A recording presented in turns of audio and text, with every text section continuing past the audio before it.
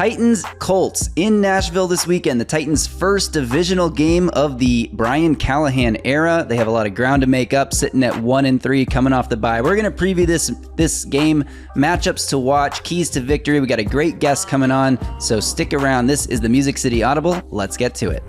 Oh, welcome everyone to another episode of the Music City Audible podcast presented by Broadway Sports Media in partnership with 440 Sports. I'm Justin Graver. With me, as always, Justin Melo. Justin, today we got another game to preview. Could it be a get-right game for Will Levis and the Titans? That's a little tease for what's coming up. How's it going, Justin? I'm doing well, man. Glad to be on here. Glad to be previewing the Titans game. You know, the bye week is what it is. We joked about it, had some fun with it, but nice to be back on the field. I'm excited for Sunday's matchup. Yeah, me too. So let's just dive right in here. I'm going to start with the key matchup to watch here. I've only got one this week, but I think it's a big one. And that key matchup for me is going to be on the offensive line of the Titans, rookie J.C. Latham, left tackle, going up against another rookie for the Colts, Latu, who's generated 12 pressures, 11.3% pressure rate, the third most pressures by any rookie, second most pressures of anyone on the Colts. Meanwhile, J.C. Latham has allowed just 18 pressures, which is a 13% pressure rate, fourth highest among all left tackles with at least 80 pass blocking snaps. So both of these guys are performing well for rookies. J.C. Latham is performing well for left tackle play in the NFL. I think this is a key matchup because the Titans offensive line has struggled. You know the right tackle position is probably going to be a struggle, but if you can lock down on the left side with J.C. Latham, I think that gives the Titans offense the best chance to succeed in this one. Yeah, I'm looking forward to that matchup. I'll switch over to the right side. You talked about it. They made a couple transactions, the Titans did, before we started recording. Released John Njoku, backup tackle, sophomore guy out of Boise State. Promoted Leroy Watson from the practice squad to the 53. Brian Callahan then said Watson might split reps at first team, with the first team offense at practice this week with NPF. Look, long story short, they're leaving no stone unturned in trying to figure out this right tackle spot. This is a guy, Leroy Watson, they cut like 1 month ago and kept Njoku over him, right? And now they're doing the flip-flop, bit of a switcheroo demotion because they did add Njoku back to the practice squad. So really just a one-for-one swap, and they're going to give Watson a chance to practice out there, see if he can help him solve the right tackle problem. Yeah, absolutely. Before we go any further, Justin, let's remind everyone, if you're listening to this podcast on an audio platform, we appreciate you. Of course, we appreciate your listen, but we appreciate you even more if you go to YouTube and watch us there. So while you're watching on YouTube, be sure to subscribe to the channel, hit that thumbs up like button, and turn on channel notifications so you get an alert every time we drop a new video. And also make sure to leave a comment below. Just as you're watching this podcast, just like comment on things that pique your interest. And when we get to the end, comment your prediction for this game. Who wins? This podcast is also brought to you by Sinkers Beverages in East Nashville. More on Sinkers Beverages when we get to I'll Drink to that in a little bit. But we also have another sponsor,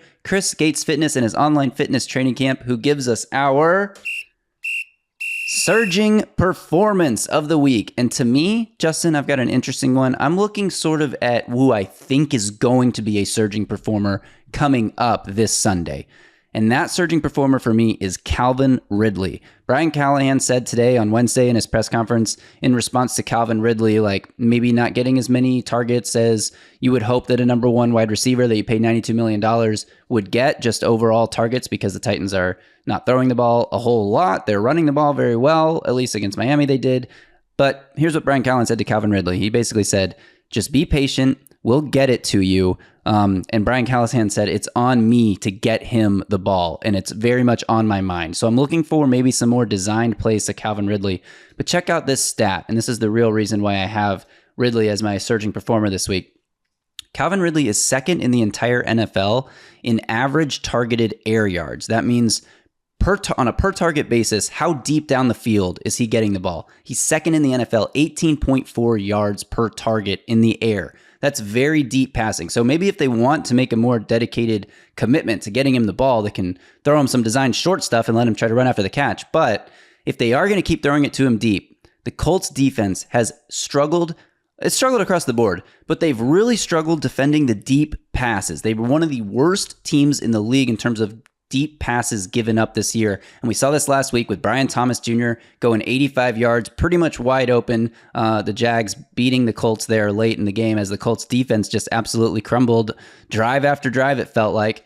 So I'm looking for maybe a couple shot plays to Ridley in this game. He's already getting the deep targets. The Colts cannot defend the deep ball. Brian Callahan wants to get Ridley more opportunities. Feels like a perfect recipe for a surging performance from Calvin Ridley. You want me to give you one as well? Yeah, why not? I was going to save this for later, but I'll just do it now because I think this is an appropriate time for it. To me, this is such a pivotal game for Will Levis, man. It's such a pivotal game. Like, you're sitting at 1-3, first AFC South game. I've talked about this a bit, but you're either winning and going to 2-3 and convincing yourself you're back in the hunt, or you're losing, dropping to 1-4, knowing you got road dates with the Bills and Lions coming up ahead of the NFL trade deadline, by the way. So this is really pivotal for Will Levis. It's pivotal to the direction of the 2024 season, the outcome of this game. I want to see a big performance from him. I do. This is a Colts defense that is awful, in all honesty. We're going to talk about it with our guest in a minute, but they've been awful against the pass. They've been awful against the run. Trevor Lawrence, Jacksonville quarterbacks, really struggled this year. Was I think 28 of 34 last Sunday, 371 yards, 2 touchdown passes, while overseeing a 37-point performance against this defense. Yep. Titans fans want to make fun of Trevor Lawrence, yada, yada. We got to see Will Levis do something like that to this Colts defense. Now, look, there are other ways the Titans could win this game, and I'll get into that shortly, but I would love for them to win this game because Will Levis wins it for them. And Yes, I want the defense to play well. I want them to run the ball. I want all that good stuff to happen as well. But I really want to see if Will Levis goes out there, has a couple boneheaded turnovers, is letting the Colts defense dominate this game. It's just going to keep trending in the wrong direction, right? I think it's one game, long way to go. But he had the bye week, good time to refresh his mind, a lot of time to prepare for this game as a coaching staff and as a player. I know he's had the shoulder injury, but those mental reps should have been just as valuable over the bye week as the physical ones. He's got to come out here and play well against a defense that's really struggling. Again, if it keeps trending in the wrong direction, I know it's one game, but I'll lose even more faith in him. I'll lose as much faith as you can lose based on a single game performance because this Colts defense is really, really terrible. Yeah, exactly. And so we got to see Will Levis avoid the boneheaded mistake. He's had one in every single game so far this year. And I know, there's been a lot made and we talked a lot about it. We broke it all down, actually, the interception he threw last week. Like, Aaron Rodgers threw the same interception. It's even that look where you drop the defensive end is even fooling 40-year-old quarterbacks who are 3-4-time MVPs. Like, yeah, it's true. But Will Levis, can you just go one game without turning the ball over? Like, I don't care if 40-year-old quarterbacks are making the same mistake. Let's just not turn the ball over for one game and make some progress in that regard. Titans also signed Trevor Siemian to the practice squad. Brian Callahan said that was insurance. He said it was not about Will Levis's health status. Titans don't have a third quarterback, and if Will Levis does need to miss this game because he has a major setback, or if he gets hurt again down the road, the Titans need a backup who knows their system. So I think that's why we see Trevor Siemian. I don't think it has anything to do with Will Levis' status for this week. That was our surging performance, brought to you by Chris Gates and his online fitness membership called Training Camp. Chris is an online fitness coach. He's a massive football fan, and he's created a fitness community designed specifically for football fans just like you and me. If you're ready to elevate your health and fitness goals and do it with a group of like-minded people looking to support and encourage each other, you have to check out Chris Gates' online fitness training camp. And if you think I'm exaggerating, which maybe it sounds like I am, I'm not. You got to check it out and see for yourself, because personally, I could not believe how much you get just for becoming a member of the online fitness training camp. You get customized monthly workout programs that help you build muscle, burn fat, feel more athletic. You get access to live Q&As with Chris, exclusive community support that'll help hold you accountable, working towards your goals. And Justin, I mentioned it before, but my biggest challenge is when I try to get into a workout program and I have no one to hold me accountable, yeah, I'll do it for a few weeks and then I completely give up. That does not happen with Chris Gates' online fitness training camp because of the community. They show up to support each other. Part of that is monthly fitness challenges, as well as sports challenges like weekly football pick'em, where Chris gives out free prizes, including home gym equipment, supplements, free one-on-one coaching calls, and more. So check out online fitness training camp. If you join this week and use our code AUDIBLE, you'll get 80% off your first month. That means it's just $10 for a month, which is a great way to see if this program works for you. Look, I know it will, but sometimes you got to see for yourself. So don't miss out. Visit chrisgatesfitness.com/training camp or click the link in the podcast description and start your journey today. Remember to use the code AUDIBLE, AUDIBLE, like the name of this podcast, Music City Audible, for 80% off your first month. All right, Justin, I think we should get to our guest now, and we'll come back, do I'll drink to that. You'll give your last key to the game, and we'll make our predictions. How does that sound? Perfect. Let's bring in Destin Adams. All right, Justin. So we now welcome in our guest, Destin Adams. Destin, thanks for joining us today. Colts beat writer. How's it going? It is going good for me, man. Thanks for having me, guys. Appreciate it. Yeah, thanks for joining us. Let's just dive right in here. We're looking at the quarterback situation. Obviously, Anthony Richardson missed last week with the hip injury. Seems to be on track to at least have a better chance to play this week. But just taking it all aside, personally, for you, who do you want to see start this week? Joe Flacco or Anthony Richardson? Yeah, I mean, I think it's a flip of a coin of are the Colts a team that wants to prioritize being the most efficient offense they can be right now, week 6 of the NFL season for 2024, or are they wanting to prioritize how good they're going to be later this season, early 2025? To me, it's the latter. I think that's just what matters most. I don't think week 6 of the NFL is what is going to make or break the Indianapolis Colts season future as much as Anthony Richardson developing is going to. So I think Joe Flacco played well last week. I think he showed last week why the Colts went out and made him that backup offer. And there's been a whole thing, every single broadcast that Joe Flacco is going to be on, you're just going to hear him say that the Colts are the only team that offered him a contract. And that's the reason they did it. Like that is the reason they went out and did it, is because they saw a guy who can still push the ball downfield. They saw a guy who can take the shots that they didn't get to use last year when Richardson went down last time, because Minshew comes in and Minshew operates in the short and intermediate routes where Flacco is more willing to utilize the entire field. So I think Flacco is a great backup. I do. But I think anytime Anthony Richardson is healthy enough to be on the field, he's going to be who the Colts trot out there. Yeah, Destin, as a follow-up, it sounds like, and I might turn this question into more of a general statement because, and I'll have you keep your answer short here because for this one, because I got to follow up. I think what you're saying, and you agree, Joe Flacco gives the Colts a better chance at winning right now, right? It's pretty much that simple. Oh yeah, I think Joe Flacco, if you put him in a vacuum, gives the Colts a better win percentage chance than Anthony Richardson on October 9th of 2024 right now. Yeah. And what's really interesting to me about that, and sorry, the reason I wanted to keep your answer short, because I wanted to turn this into a general statement. The Titans and the Colts, I'm just curious to get your thoughts on this. They're operating almost out of a similar situation, but a little bit different. Well, when I say that is, I think Mason Rudolph probably gives the Titans a better chance to win right now over Will Levis, just like Joe Flacco gives that to the Colts.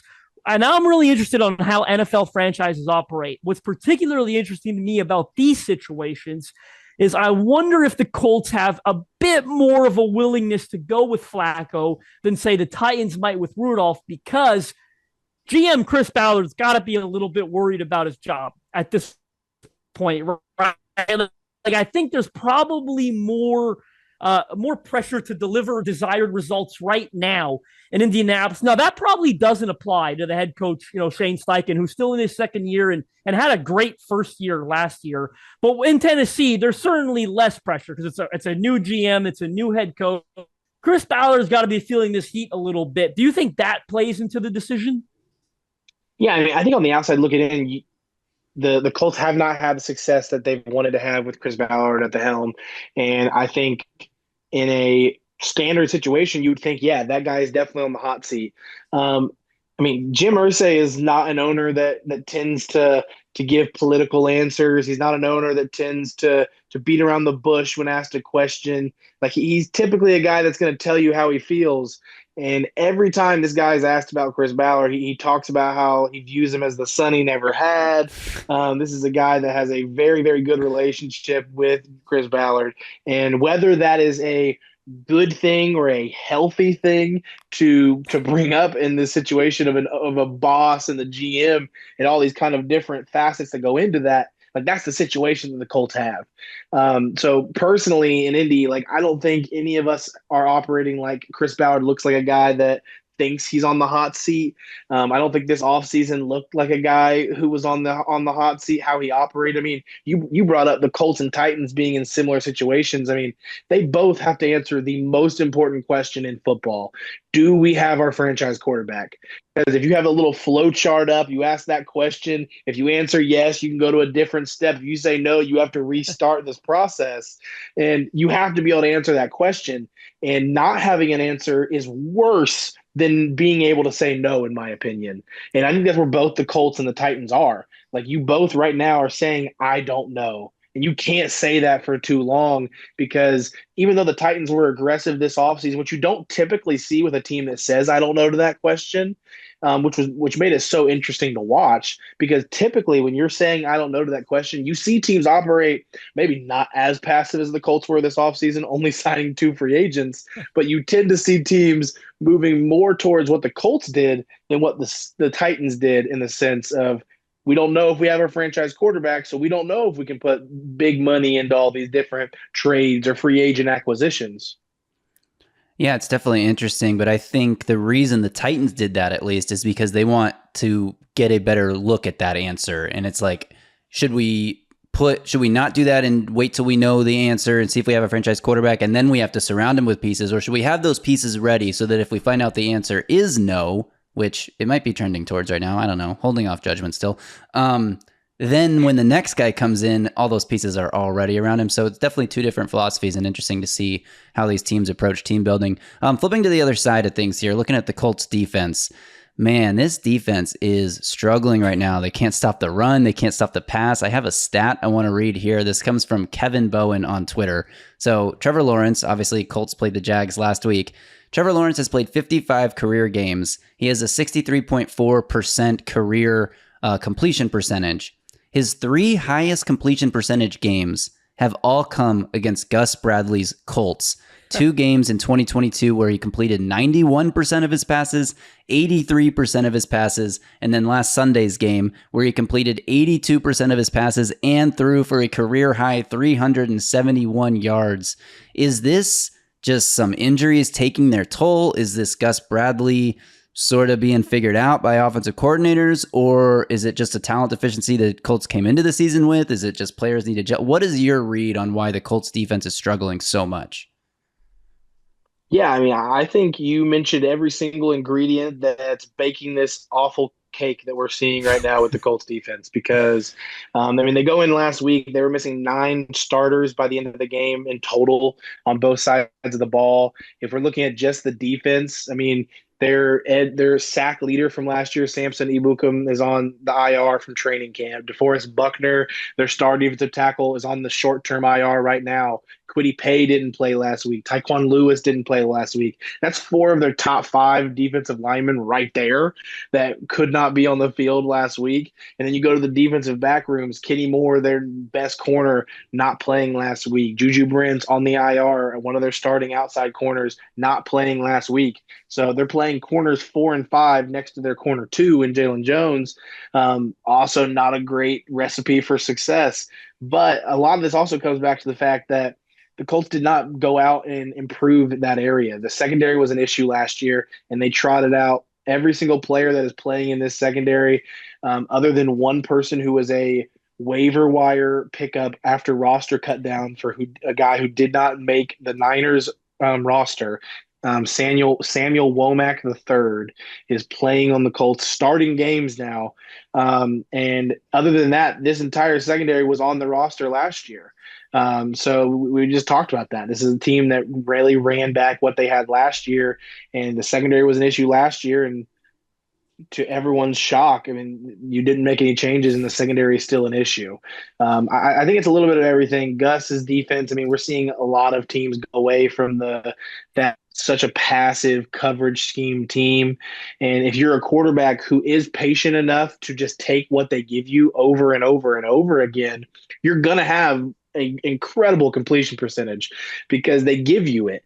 And the biggest problem is, in the past, Gus's defense has all been about not allowing the explosives to where the short and the intermediate that you could give them that, but you're going to get off the field eventually. They really just live by that bend, don't break mentality, which is fine, but it can't be who you are all the time. Because if you keep bending, you're going to break. And we've seen that this year. They are giving up the explosive. They give up an 85-yard touchdown to Brian Thomas Jr. this last week, for an example. So the Colts defense is an issue, and I've been calling them the ultimate get-right game for a struggling quarterback. So we've seen it over and over this year. Caleb Williams set his career high in passings to start that game against the Colts. And when we turn around, you see Malik Willis before you guys also let him set his career high. He set his career high in passing against the Colts. So you get to reset it against you guys.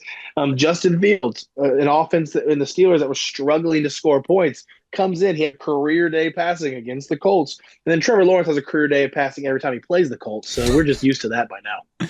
That's funny.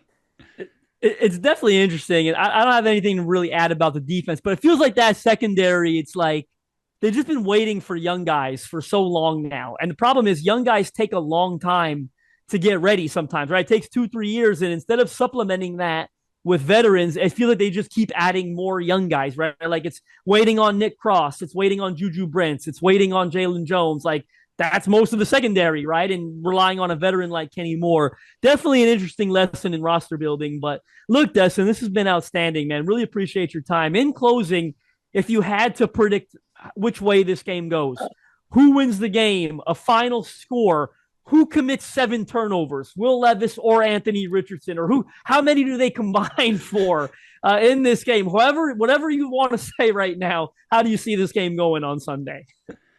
Man, I mean, I don't know when this is going to release, but the fact that you guys are having me out here on a Wednesday, the first practice, when we don't even know who's going to play, and you're asking me for predictions, it's evil stuff, Justin. It's evil stuff. But if I have to, if Joe Flacco plays, this happens. If Anthony Richardson plays, this happens. I mean, I'll say this. I feel pretty confident, unless there's a re-aggravation of an injury this week, it's going to be Anthony Richardson. Out in practice today, he was moving around way more than we saw last week, already throwing on the run a little bit, testing himself a little bit more. I feel pretty confident he's going to be out there as long as there's not a re-aggravation. So knock on wood if anyone's listening, I guess.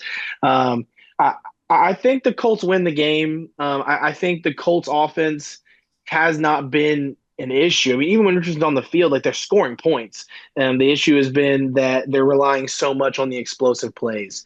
And if Richardson can improve on the little things, like this offense is good. And I think from what I've seen from Will Levis, I trust Will Levis to make the mistakes that these other quarterbacks we've been playing the last few weeks haven't, which is what the Colts want. The Colts defense is going to do better when the quarterback forces the thing that they want you to force. And these past few weeks, the quarterbacks have not been doing that. They take the easy stuff. So if Will Levis is the one out there, I honestly feel better about the Colts' chances of winning this football game if Will Levis is out there than if it is Mason Rudolph. Because I know you guys are also dealing with the situation of who's going to play this week because Levis. It will be Levis. It will be Levis, just so you're aware. Yeah, it'll be Will Levis, Destin. Okay, yeah. I saw he was dealing with a shoulder type thing.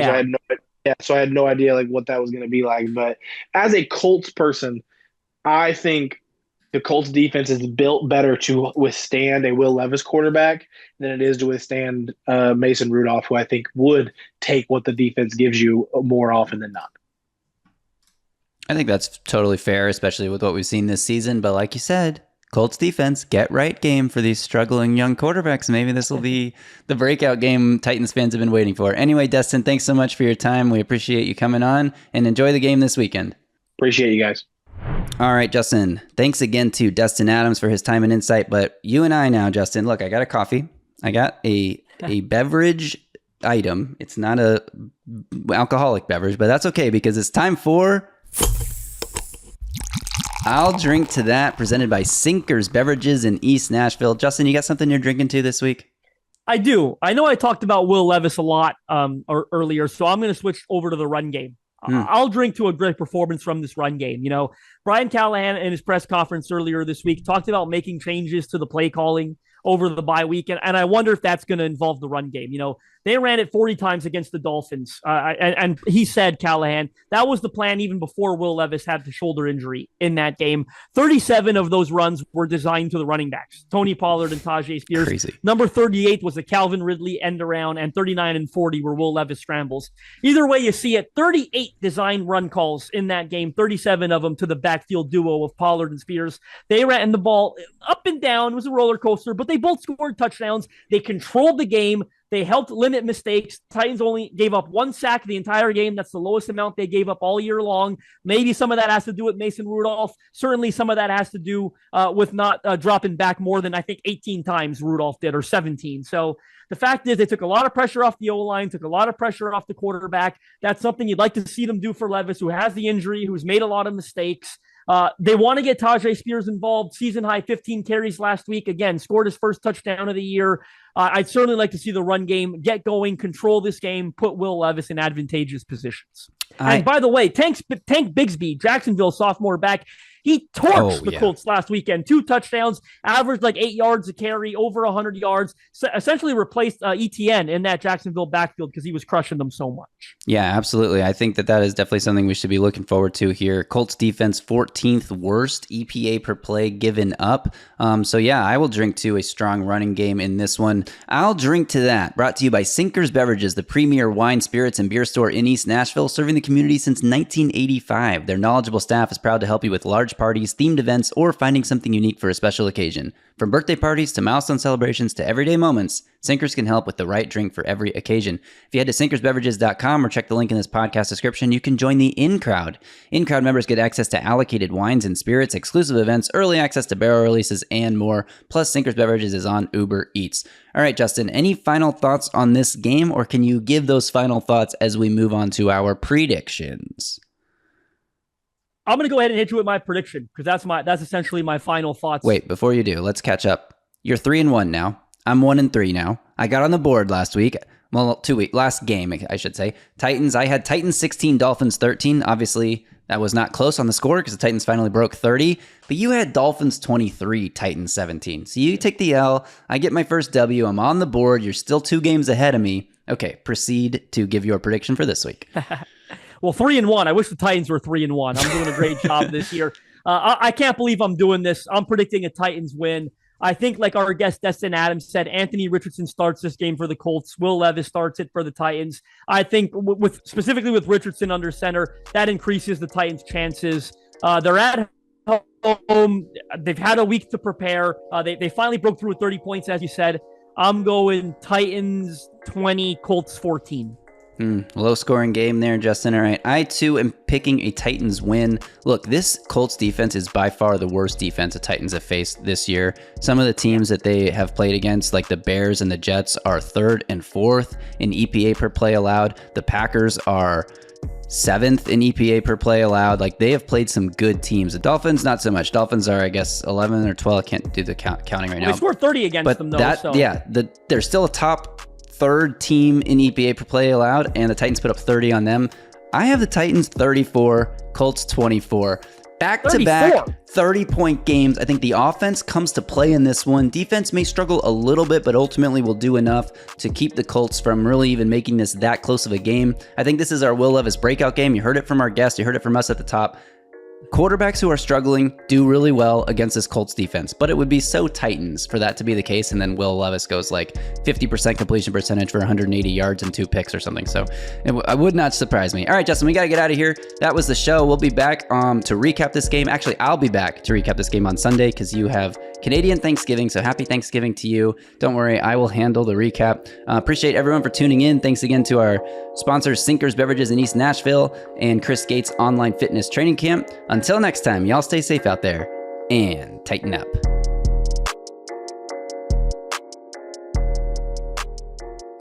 A Broadway sports media production.